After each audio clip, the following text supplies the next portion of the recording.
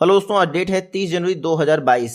आज मॉर्निंग में ये वीडियो 8 बजे अपलोड होनी थी, लेकिन शाम को 7 बजे अपलोड हो रही है। कल से वापस मॉर्निंग में ये 8 बजे हमेशा की तरह अपलोड होगी। चलिए आज का पहला क्वेश्चन देखते हैं। रिपब्लिक डे परेड 2022 में कितनी राज्यों की झांकी ने पार्टिसिपेट नहीं किया है? तो आपको पता है गणतंत्र दिवस जो परेड होती है उसमें राज्यों की झांकी आती है। इस बार 3 राज्यों की झांकी ने पार्टिसिपेट नहीं किया है। ये देख लीजिए, टोटल 21 झांकियां आई हैं इस बार की रिपब्लिक डे परेड में, जिसमें से 12 राज्य और कुछ यूनियन टेरिटरी हैं। अब एक तरह से ये देखा जाए, क्वेश्चन ये बनना चाहिए था कितनी राज्यों ने अपनी झांकी के लिए चिंता जाहिर की। तो 3 राज्यों ने जाहिर की, केरल, तमिलनाडु और वेस्ट बंगाल। इनकी झांकियों ने पार्टिसिपेट नहीं किया, कुछ तो लॉग इन नहीं कर पाए। टोटल 21 झांकियां थी जिन्होंने पार्टिसिपेट किया। ठीक है, आज़ादी का अमृत महोत्सव इसका सेंट्रल थीम था। जो रिपब्लिक डे परेड थी उसकी बात कर रहा हूं। इस बार इंडिया ने 73rd रिपब्लिक डे मनाया है 26 जनवरी 2022 को। और इस बार सबसे अच्छी बात क्या है, बीटिंग द रिट्रीट सेरेमनी ये जो हुई है इसमें 1000 ड्रोन्स का प्रदर्शन किया गया है। 1000 ड्रोन्स का। बीटिंग द रिट्रीट सेरेमनी में अबाइड विद मी, मेरे ख्याल से स्कॉटलैंड का जो सॉन्ग था उसको चेंज कर दिया गया है ए मेरे वतन के लोगों से। तो कल मैं आपको बताऊंगा। ठीक है, अगला क्वेश्चन देखते हैं। लाला लाजपत राय, इनके द्वारा सर्वेंट्स ऑफ पीपल सोसाइटी, इसकी स्थापना कब की गई थी?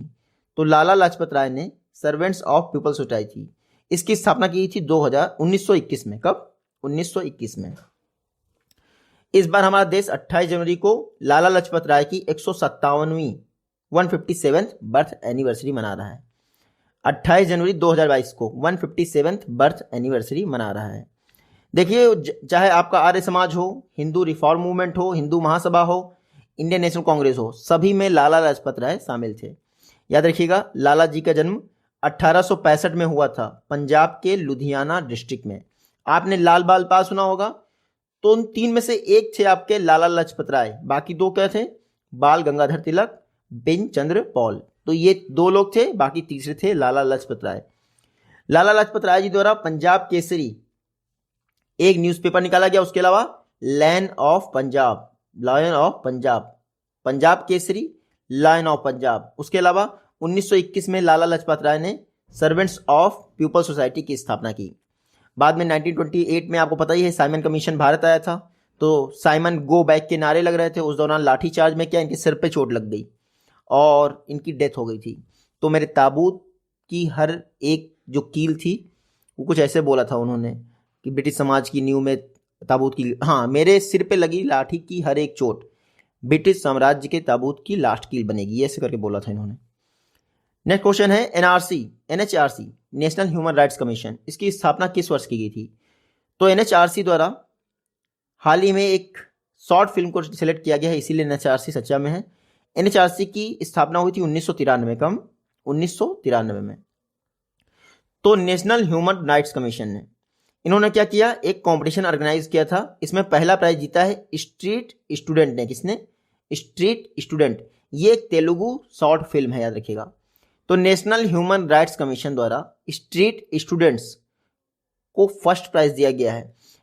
हर बार national human rights commission humanism से रिलेटेड एक शॉर्ट फिल्म का संग्रह जो है उनके लिए प्राइज अनाउंस करता है। तो इस बार फिर से वही किया, इसमें स्ट्रीट स्टूडेंट्स ने क्या, फर्स्ट प्राइज हासिल किया। ये फिल्म जो है अकलवा संदीप की फिल्म है, 2 लाख का अवार्ड मिला है और 7वीं शॉर्ट फिल्म है जिसने ये अवार्ड कंपटीशन जीता है नेशनल ह्यूमन राइट्स कमीशन का। नेशनल ह्यूमन राइट्स कमीशन की बात करें, 12 अक्टूबर 1993 को इसकी स्थापना हुई थी protection of human rights act 1993 के द्वारा। जो ह्यूमन राइट्स कमीशन होता है इसमें 5 मेंबर होते हैं, एक चेयरमैन और 4 मेंबर होते हैं। चेयरमैन पहले क्या था, सुप्रीम कोर्ट का रिटायर्ड चीफ जस्टिस ही हो सकता था, लेकिन कुछ समय पहले ही सेंट्रल गवर्नमेंट ने संशोधन कर दिया। अब जो है, चाहे वो सुप्रीम कोर्ट का जज हो या फिर चीफ जस्टिस ऑफ इंडिया, वो चेयरमैन रह सकता है। हाँ, 3 वर्ष के लिए उसका टेन्योर होगा, रीअपॉइंटमेंट हो सकता है। मैक्सिमम 70 वर्ष की आयु तक ही आप एनएचआरसी के चेयरमैन रह सकते हैं। तो हाल ही में एनएचआरसी ने स्ट्रीट स्टूडेंट को सिलेक्ट किया है फर्स्ट प्राइज के लिए। स्ट्रीट स्टूडेंट क्या है? तेलुगु शॉर्ट फिल्म है। कुछ दिन पहले मैंने आपको बताया था जो 20वें ढाका इंटरनेशनल फिल्म फेस्टिवल हुए हैं उसमें कुझंगल ने बेस्ट फिल्म अवार्ड अचीव किया है एशिया फिल्म कॉम्पिटिशन में, कुछ हंगल। नेक्स्ट क्वेश्चन है, गवर्नमेंट ऑफ इंडिया के तहत कितने विलेजेस को विलेज ऑफ एक्सीलेंस के तौर पर कन्वर्ट किया जाएगा? तो गवर्नमेंट ऑफ इंडिया के अनुसार 150 विलेजेस को, 150 विलेजेस को विलेज ऑफ एक्सीलेंस के तौर पर कन्वर्ट किया जाएगा। ये देख लीजिए, सेंट्रल गवर्नमेंट ने कहा है कि वो 150 विलेजेस को विलेज ऑफ एक्सीलेंस के तौर पर कन्वर्ट करेगी। ये 12 राज्यों में है। ये जो विलेज ऑफ एक्सीलेंस स्कीम होगी ये इजराइल गवर्नमेंट के सपोर्ट से इंप्लीमेंट की जा रही है। तो बस इतना रखिएगा, 150 village of excellence Israel government के सपोर्ट से बनाए जा रहे हैं। इसके अलावा इस समय इंडिया में 29 सेंटर ऑफ एक्सीलेंस हैं जो 12 राज्यों में हैं। ये 29 सेंटर ऑफ एक्सीलेंस क्या करेंगे? 150 विलेज ऑफ एक्सीलेंस बनाएंगे इन्हीं 12 राज्यों में। बाकी नरेंद्र सिंह तोमर जी हैं, हाल ही में एक मीटिंग कर रहे थे इजराइल के एम्बेसडर के साथ। इजराइल के एम्बेसडर कौन है इंडिया के लिए? नाओर गिलॉन, याद रखिएगा इनका नाम। Israeli ambassador for India Naor Gilon, याद रखिएगा। Ambassador of Israel Shri Gilon, मतलब कि यही सेम है नाओर गिलॉन, ठीक है। उन्होंने सेटिस्फेक्शन दिखाया कि सेंटर ऑफ एक्सीलेंस स्थापित किए जाएंगे। अच्छा, इजराइल इंडिया इस समय बहुत चर्चा में है क्योंकि 30 वर्षों की रिलेशनशिप कंप्लीट हो गई है इंडिया और इजराइल की। इस दौरान एक लोगो जारी किया गया जो 2 दिन पहले हमने करंट अफेयर्स में पढ़ा था। इजराइल की अगर बात करें तो आपको पता ही है, इजराइल में सबसे ज़्यादा क्वेश्चन बनता है आपका पार्लियामेंट से रिलेटेड, उसका नाम क्या है? नेसेट, ठीक है। बाकी 1-2 दिन पहले मैंने इजराइल के विषय में पढ़ाया, आप प्लीज़ वहाँ से देख लीजिएगा, टाइम बहुत कम है आज। इंडिया का largest electric vehicle charging station कहाँ पर सेटअप किया जा रहा है, बन रहा है? तो इंडिया का largest electric vehicle charging station बन रहा है आपका गुरुग्राम में। कहाँ पे बन रहा है? गुरुग्राम में। इंडिया का largest electric vehicle charging station Gurugram में बन रहा है, ठीक है। 100 चार्जिंग पॉइंट होंगे 4 व्हीलर्स के लिए। तो दिल्ली जयपुर नेशनल हाईवे के पास आपका इंडिया का लार्जेस्ट ईवी चार्जिंग स्टेशन बन रहा है। इससे पहले नवी मुंबई में है, याद रखिएगा। तो मेरे ख्याल से और कुछ आपको जानने की जरूरत नहीं है। इंडिया का लार्जेस्ट ईवी चार्जिंग स्टेशन कहाँ पे बन रहा है? गुरुग्राम में। इससे पहले मैंने आपको बताया था इंडिया का लार्जेस्ट चार्जिंग ईवी स्टेशन कहाँ बन रहा था? नई दिल्ली में। अब गुरुग्राम आ गया है, ये लेटेस्ट है। तो ऐसे चेंज होते रहेंगे तो आपको याद नहीं रखना किसी को, क्योंकि कंफ्यूजन नहीं होता क्वेश्चन में, हमेशा श्योरिटी होती है, ठीक है। नेक्स्ट क्वेश्चन है, वर्ल्ड का लार्जेस्ट कैनल लॉक किस कंट्री में इनॉग्रेट किया गया है? वर्ल्ड का लार्जेस्ट सबसे बड़ा कैनल लॉक, जिसको मैनर कहते हैं, नहर का मैनर होता है ना, जिसको ओपन कर देते तो नहर में पानी आना शुरू हो जाता है, इसको कहते हैं कैनल लॉक। तो वर्ल्ड का लार्जेस्ट कैनल लॉक नीदरलैंड में ओपन किया गया। कहाँ पर? नीदरलैंड में। ये देख लीजिए, वर्ल्ड का लार्जेस्ट कैनल लॉक नीदरलैंड जो पोर्ट ऑफ एम्स्टर्डम है उसके पास इनॉग्रेट किया गया है। तो मेरे ख्याल से ये जो इनॉग्रेट किया गया है वर्ल्ड का लार्जेस्ट कैनल लॉक, इसको किसने इनॉग्रेट किया है?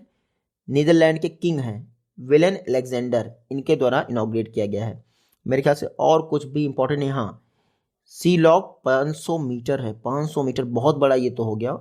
ये तो मतलब एक तरह से डैम ही हो गया, फिर नहर का लॉक थोड़ी ना हुआ, या कैनल लॉक नहीं हुआ, डैम ही हो गया, ठीक है। नीदरलैंड की बात करें तो आप मैप में देखना चाहें तो ये है आपका नीदरलैंड। नीदरलैंड की कैपिटल क्या है? तो एम्स्टर्डम। करेंसी क्या है? यूरो। क्या है? यूरो। और नीदरलैंड के प्राइम मिनिस्टर कौन है? तो मार्क रटे। कौन है? मार्क रटे। नेक्स्ट क्वेश्चन देख लेते हैं, गोल्ड डिमांड ट्रेंड 2021 के हिसाब से जो ग्लोबल गोल्ड डिमांड है वो 2021 में कितने % बढ़ गई है? तो गोल्ड डिमांड 2021 के दौरान 10% बढ़ी है। कितनी? 10%। ये द हिंदू की रिपोर्ट है, देखिए 2021 में ग्लोबल गोल्ड डिमांड 10% बढ़ गई है। वर्ल्ड गोल्ड काउंसिल ने हाल ही में एक रिपोर्ट जारी की है, gold demand trend 2021।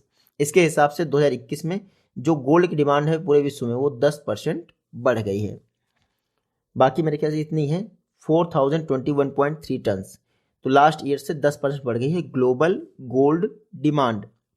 Yellow metal central bank क्या कर रहे हैं? लगातार खरीद रहे हैं, खास करके इंडिया और चाइना के सेंट्रल बैंक गोल्ड को बहुत खरीद रहे हैं, इसलिए ग्लोबल गोल्ड डिमांड बढ़ गई है, 10% बढ़ गई, इतना याद रखिएगा। इंडिया का गोल्ड कंजप्शन 2021 में 797.3 टन रहा है। कितना? 797.3 टन रहा है। वर्ल्ड गोल्ड काउंसिल की बात करते हैं, 1987 में वर्ल्ड गोल्ड काउंसिल की स्थापना हुई, लंदन में इसका हेडक्वार्टर है। वर्ल्ड गोल्ड काउंसिल के सीईओ कौन है? David Tait. नेक्स्ट क्वेश्चन है, इंडिया के नए चीफ इकोनॉमिक एडवाइजर, प्रमुख आर्थिक सलाहकार कौन बने हैं? तो इंडिया के नए चीफ इकोनॉमिक एडवाइजर बने हैं वी अनंत नागेश्वरन। कौन बने हैं? वी अनंत नागेश्वरन। ये देख लीजिए, गवर्नमेंट ऑफ इंडिया ने वी अनंत नागेश्वरन को चीफ इकोनॉमिस्ट एडवाइजर बनाया है। अच्छा, ये वी अनंत नागेश्वरन, इन्होंने किसको रिप्लेस किया है? केवी सुब्रमण्यम को। किसको? केवी सुब्रमण्यम को। तो इंडिया के नए चीफ इकोनॉमिक एडवाइजर कौन बन गए हैं? डॉक्टर वी अनंत नागेश्वरन। नाम जरूर याद रखिएगा, पिक आप देखना चाहें तो यहाँ पे देख लीजिए, ये हैं वी अनंत नागेश्वरन, इंडिया के नए चीफ इकोनॉमिक एडवाइजर। ठीक है, हाल ही में अपॉइंट हुए हैं। नेक्स्ट क्वेश्चन देख लेते हैं, डाटा प्राइवेसी डे ये किस डेट को मनाया जाता है? तो डाटा प्राइवेसी डे मनाता है 28 जनवरी को। कब? 28 जनवरी को। डाटा प्राइवेसी डे हर वर्ष 28 जनवरी को मनाया जाता है। थीम क्या है? Privacy matters. क्या है थीम? Privacy matters. तो डाटा प्राइवेसी डे 28 जनवरी को मनाया जाता है। थीम क्या है? Privacy matters. अच्छा, ये जो प्राइवेसी है संविधान के किस आर्टिकल में आती है? आर्टिकल 21 में। जीवन की स्वतंत्रता, उसमें हमारी प्राइवेसी भी इंक्लूड है। तो डाटा प्राइवेसी डे 28 जनवरी। थीम क्या है? Privacy matters. 2006 में काउंसिल ऑफ यूरोप ने डिसाइड किया था कि हर वर्ष 28 जनवरी को डाटा प्राइवेसी डे मनाया जाएगा। नेक्स्ट क्वेश्चन है, कोल कंट्रोलर ऑर्गेनाइजेशन, इसकी स्थापना किस वर्ष की गई थी? तो कोल कंट्रोलर ऑर्गेनाइजेशन, इसकी स्थापना की गई थी आपकी 1916 में। ये देख लीजिए, चर्चा में क्यों है? कोल कंट्रोलर्स ऑर्गेनाइजेशन, इन्होंने अपना पब्लिकेशन रिलीज किया जिसका नाम है कोल डायरेक्टरी ऑफ इंडिया 2020-21। तो कोल डायरेक्टरी ऑफ इंडिया 2020-21 किसने जारी किया है? कोल कंट्रोलर ऑर्गेनाइजेशन। ये जो कोल कंट्रोलर ऑर्गेनाइजेशन है, मिनिस्ट्री ऑफ कोल के तहत कार्य करता है। ये कोल डायरेक्टरी ऑफ इंडिया 2020-21, इसको किसने रिलीज किया है? अनिल कुमार जैन ने, जो कि सेक्रेटरी हैं मिनिस्ट्री ऑफ कोल के। अनिल कुमार जैन इस समय बहुत चर्चा में है। क्यों? कोयला दर्पण पोर्टल लॉन्च किया है अनिल कुमार जैन ने। तो कोल मिनिस्ट्री के सेक्रेटरी कौन है? अनिल कुमार जैन। कोल कंट्रोलर ऑर्गेनाइजेशन, इसने डायरेक्टरी जारी की है कोल के लिए कि 2021 में इंडिया की कोल सिचुएशन क्या रही है। तो कोल कंट्रोलर ऑर्गेनाइजेशन इंडिया के कोल सेक्टर में से एक ओल्डेस्ट ऑफिस है। 1916 में इसकी स्थापना की गई थी। पर्पस क्या है? पहली बात तो कोल कंट्रोलर ऑर्गेनाइजेशन, जैसा कि नाम से स्पष्ट है, पर्पस इसका ये है कि प्रोडक्शन और जो कॉमर्शियल ट्रांजेक्शन है वो फेयर तरीके से किया जा सके कोयले का। नेक्स्ट क्वेश्चन है, a book the 10 trillion dream, $10 trillion dream. ठीक है, ये बुक किसने लिखी है? तो farmer finance secretary Subhash Garg की ये बुक है, Subhash Chandra Garg, the 10 trillion dream. देख लीजिए, द 10 ट्रिलियन ड्रीम, ये बुक है बस यहाँ, द 10 ट्रिलियन ड्रीम। ये किसके द्वारा देखी गई है बुक? ये लिखी गई है सुभाष चंद्र गर्ग, सुभाष चंद्र गर्ग, इनकी बुक है द 10 ट्रिलियन ड्रीम। ठीक है, ये बुक पेंगुइन रैंडम हाउस द्वारा पब्लिश की जाएगी। सुभाष चंद्र गर्ग द्वारा लिखी गई बुक है 10 ट्रिलियन ड्रीम। नेक्स्ट क्वेश्चन है, गूगल द्वारा इंडिया की किस टेलीकॉम कंपनी में $1 बिलियन इन्वेस्ट किया जाएगा? तो गूगल द्वारा भारतीय एयरटेल में $1 बिलियन इन्वेस्ट किया जाएगा। कितना? $1 बिलियन। भारतीय एयरटेल और गूगल अब लॉन्ग टर्म एग्रीमेंट कर रहे हैं ताकि इंडिया का डिजिटल इकोसिस्टम को बेहतर किया सके। गूगल भारतीय एयरटेल में $1 बिलियन इन्वेस्ट करेगा। ठीक है, तो बस इतना रखिए, स्टार्टिंग में 700 मिलियन, ठीक है, उसके बाद $300 मिलियन। अच्छा, ये जो $700 मिलियन है ये 1.28% होता है भारतीय एयरटेल का। तो गूगल ने डिसाइड किया है कि $1 बिलियन भारतीय एयरटेल में इन्वेस्ट करेगा। गूगल का एक प्रोजेक्ट चल रहा है $10 बिलियन का, जिसका नाम है Google for India digitisation fund. Google for India digitisation fund 2020 में लॉन्च हुआ था। $10 बिलियन का ये फंड है, जिसमें से $1 बिलियन आपके आ गया एयरटेल में। ठीक है, एयरटेल की बात करें 1995 में स्थापना हुई। सीईओ हैं गोपाल विट्टल। नेक्स्ट क्वेश्चन है, ASEAN association of south east Asian nation, इसमें कितने मेंबर हैं? तो बहुत इजी है, 10 मेंबर हैं आसियान में। देख लेते हैं, हाल ही में सेकेंड मीटिंग हुई है आसियान डिजिटल मिनिस्टर्स की। आसियान डिजिटल मिनिस्टर्स मीटिंग का सेकेंड एडिशन हुआ है वर्चुअल मोड में।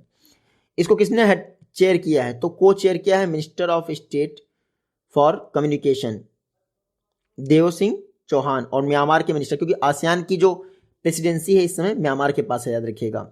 इस दौरान India ASEAN digital work plan 2022 approve किया गया है। India ASEAN digital work plan 2022 approve किया गया है। तो आपको याद कर रखना है, आसियान डिजिटल मिनिस्टर्स की मीटिंग सेकेंड एडिशन हुआ है। इस दौरान India ASEAN digital work plan 2022 inaugurate किया गया है। आसियान की बात कर लेते हैं तो 1967 में आसियान की स्थापना हुई थी। जकार्ता इंडोनेशिया में हेडक्वार्टर है। आसियान के सेक्रेटरी जनरल हैं लिम जोक होई और 10 मेंबर हैं आसियान में, ठीक है। तो 1967 जकार्ता लिम जोक होई ये आसियान से रिलेटेड हैं। आसियान एक बार आप मैप में भी देख लीजिए, ये आसियान की 10 कंट्री हैं, ठीक है। ये आसियान की 10 कंट्री हैं, आप मैप को ढंग से देखिएगा रोक के। Myanmar, Thailand, Cambodia, Singapore, Indonesia, Laos, Vietnam, Malaysia, Philippines, Brunei, ये आसियान के 10 कंट्री हैं, ना ही चाइना ना ही इंडिया। नेक्स्ट क्वेश्चन है, विमेंस हॉकी एशिया कप किसने जीता है? जापान ने जीता है साउथ कोरिया को हराकर, यानी जापान फर्स्ट आया है, गोल्ड मेडल जीता है, साउथ कोरिया सिल्वर और इंडिया थर्ड, क्योंकि इंडिया ने चाइना को हरा दिया है। ये देख लीजिए, इंडिया की विमेंस हॉकी टीम ने हाल ही में विमेंस एशिया कप में चाइना को हरा दिया है, ठीक है। तो इस तरह से जो सुल्तान कबूस स्पोर्ट कॉम्प्लेक्स है मस्कट ओमान में, वहाँ पर विमेंस हॉकी एशिया कप हो रहा था, जिसमें इंडिया को ब्रॉन्ज मेडल जीता है। अच्छा, विमेंस हॉकी एशिया कप को जीता किसने है? तो जापान ने जीता है साउथ कोरिया को हराकर, ये याद रखिएगा। विमेंस हॉकी एशिया कप की बात करें 1985 से लगातार हो रहा है, सबसे ज़्यादा साउथ कोरिया ने जीता है, लेकिन इस बार जापान से हार गया। टोटल 8 टीमों ने पार्टिसिपेट किया है वुमेन्स हॉकी एशिया कप में। नेक्स्ट क्वेश्चन है, चरणजीत सिंह हाल ही में निधन हो गया, कहाँ से बिलोंग करते हैं? चरण सिंह जीत, ये कहाँ से बिलोंग करते हैं? तो ये आप देख लीजिए एक बार, पंजाब से बिलोंग करते हैं, ये हैं चरणजीत सिंह, ठीक है। टोक्यो ओलंपिक 1964 का जो हुआ था उसमें इंडियन हॉकी टीम के कैप्टन थे चरणजीत सिंह, बस इतना याद रखिएगा। चरणजीत सिंह 1964 के टोक्यो ओलंपिक में इंडियन हॉकी टीम के कैप्टन थे। तो आपको ये भी याद रखना है कि टोक्यो ओलंपिक कब हुआ था? 1964 में हुआ था। इंडिया ने गोल्ड मेडल जीता था हॉकी में। चरणजीत सिंह जी उस टीम के कैप्टन थे। कहाँ से हैं? पंजाब से। हाल ही में इनका निधन हो गया है। ये आज की वीडियो से क्वेश्चन है, आप इजीली इनका जवाब दे पाएंगे। जल्दी ही मिलते हैं आपसे नेक्स्ट वीडियो में, तब तक take care, goodbye and जय हिंद।